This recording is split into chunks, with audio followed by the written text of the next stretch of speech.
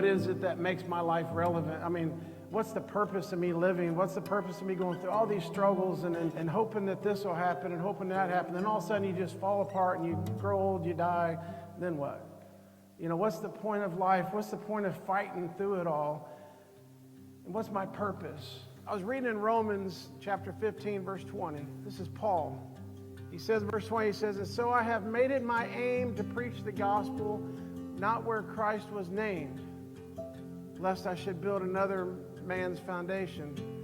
But as it is written, to whom he has not announced, they shall see.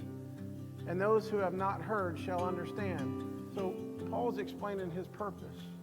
He's saying, I'm going to go and proclaim the gospel, but not to those who already know, but I'm going to go to the ones that don't know. I'm going to go to the ones that have not heard. If you read in 1 Corinthians chapter 9, Paul goes on and he says, "I have become all things to all people that I, by all means, might save some." Many fail, I believe, to realize that the reason we become listless and apathetic about the things of God is that we have too many focuses on our life. I heard a story about a young boy who once asked his dad, he said, "Dad, why am I here?"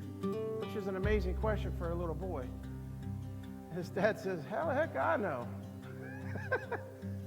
I mean, nobody can answer that question for you. I can't go up to any of you and say, "Hey, this is why you're here."